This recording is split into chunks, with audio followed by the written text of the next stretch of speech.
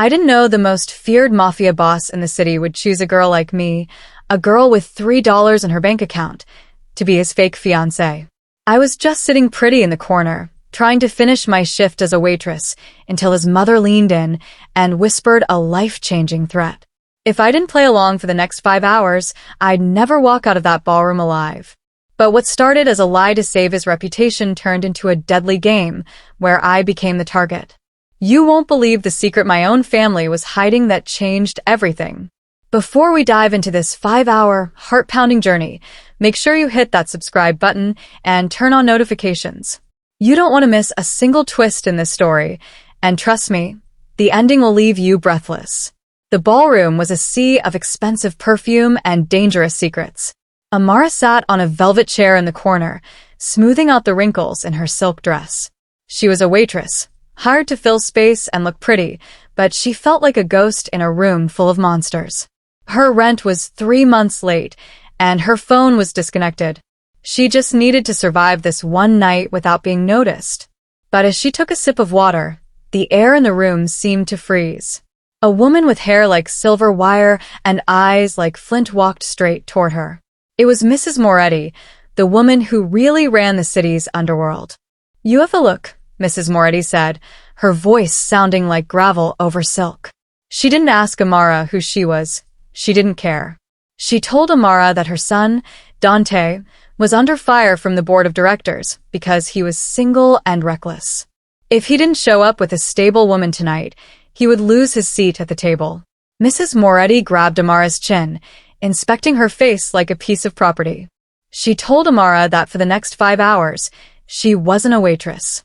She was the woman Dante Moretti was going to marry.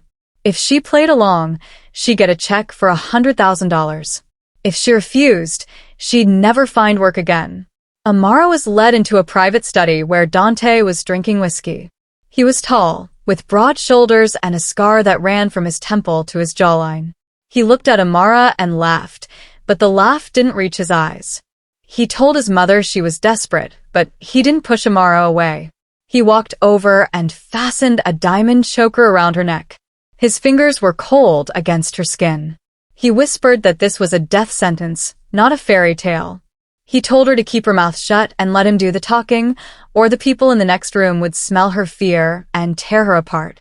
They walked out into the party arm in arm. The room went silent. Amara felt 1,000 eyes drilling into her back. Dante squeezed her hand, signaling her to smile. She leaned into him, acting like a woman deeply in love. It was a performance that deserved an Oscar. She felt the heat of his body and the holster hidden under his suit jacket. For a second, she forgot it was fake. He looked down at her with a look of fake adoration that felt almost too warm. The crowd began to whisper that the Ice King had finally been melted by a girl from nowhere. A man named Vance, Dante's biggest rival, stepped into their path. He was a shark in a 3-piece suit. He looked at Amara with a hunger that made her skin crawl. He asked Dante where he had been hiding such a prize. Vance reached out to touch Amara's shoulder, but Dante's movement was faster than a snake. He caught Vance's wrist in midair. The sound of bones creaking filled the small circle of people watching. Dante didn't raise his voice. He just told Vance that if he looked at his fiancée again, he'd be leaving the party in a box. The tension was so thick it felt like it would snap. Amara realized then that she wasn't just a prop. She was a shield. As long as she was by Dante's side, his enemies thought he had something to lose, which made him more human and less of a target for a coup. But it also meant she was the biggest weakness he had. She looked at Mrs. Moretti, who was sipping champagne on the balcony. The old woman wasn't happy. She was calculating. She had put Amara in the line of fire to see if Dante would actually protect her.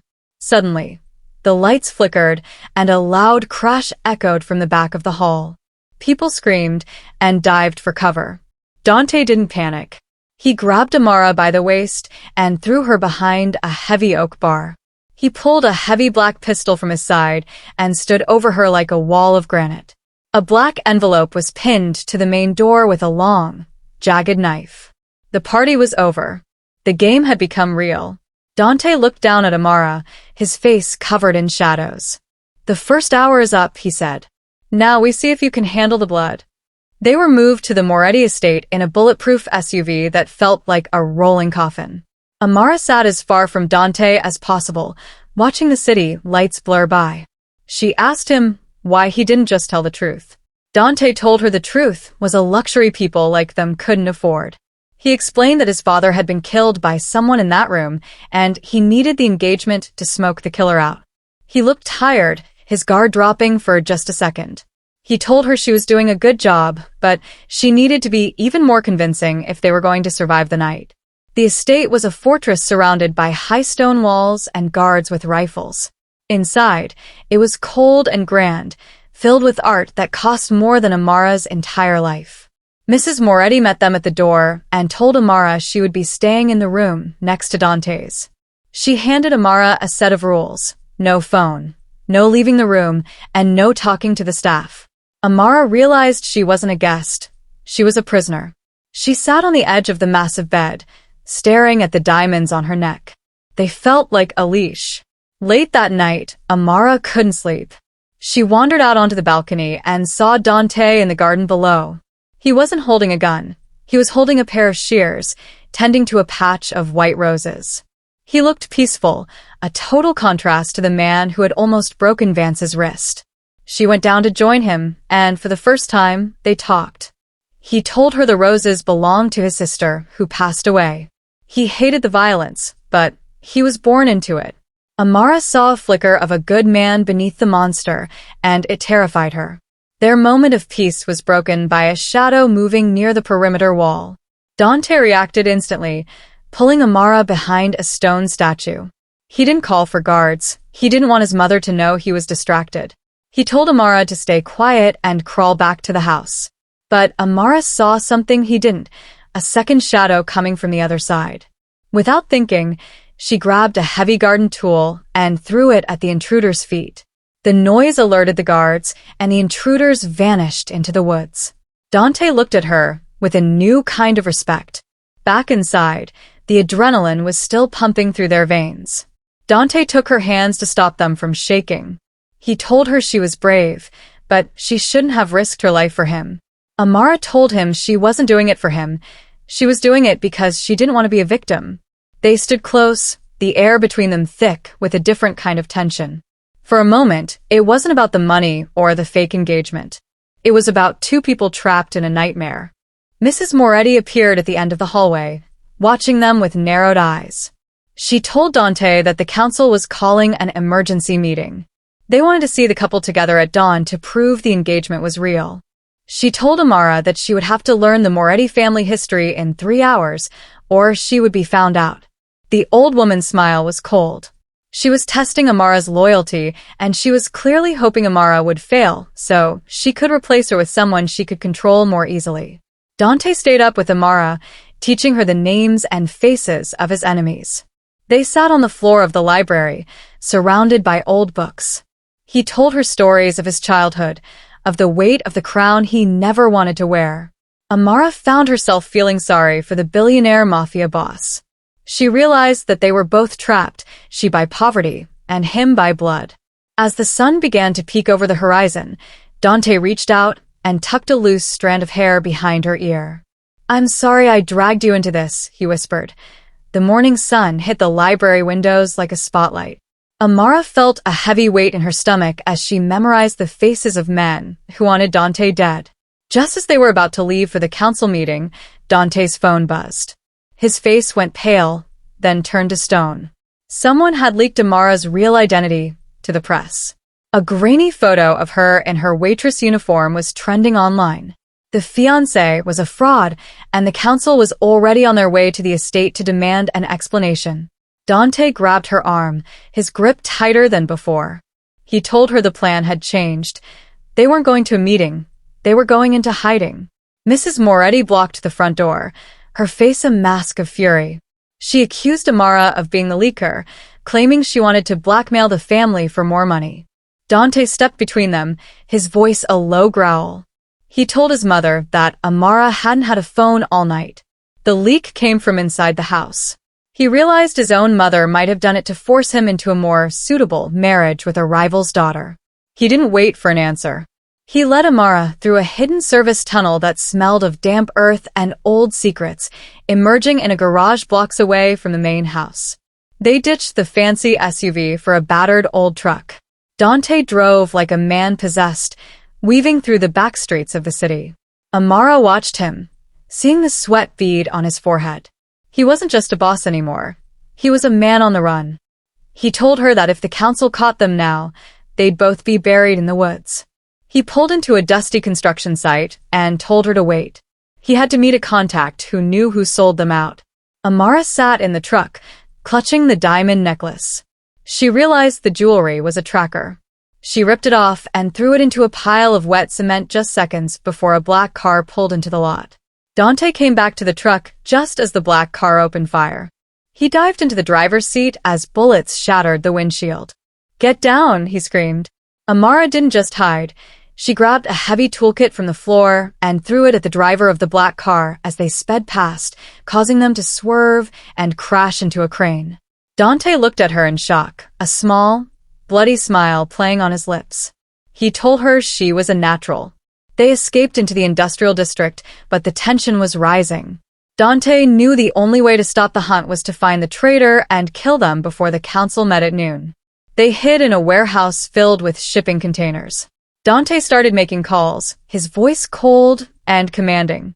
He was back in boss mode, but he kept looking over his shoulder to make sure Amara was safe. She found a first aid kit and started cleaning a graze on his arm. As she worked, she asked him what happened to the girl he was supposed to marry.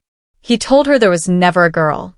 He had spent his whole life alone because he didn't want to put anyone in danger. He looked at her with a raw honesty that broke her heart. He told her he was sorry he made her his target.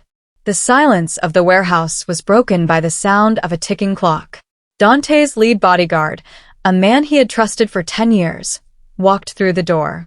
He wasn't alone. He had Vance with him. The bodyguard was the traitor. He told Dante that Mrs. Moretti had paid him to eliminate the distractions so Dante would focus back on the business. Amara felt a wave of nausea. The mother had tried to kill her own son's fiancée just to keep control of the family. Vance stepped forward, pulling a knife. He wanted to do it slowly to send a message to the rest of the city. Dante stood up, shielding Amara with his body. He told the bodyguard that he had made a mistake. He had underestimated Amara. Just as Vance lunged, Amara pulled a lever on the wall she had been leaning against.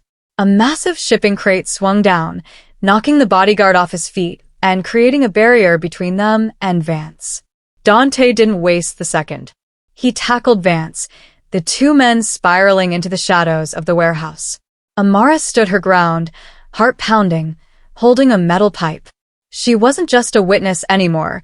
She was a participant in a war she never asked for. The fight was brutal and fast.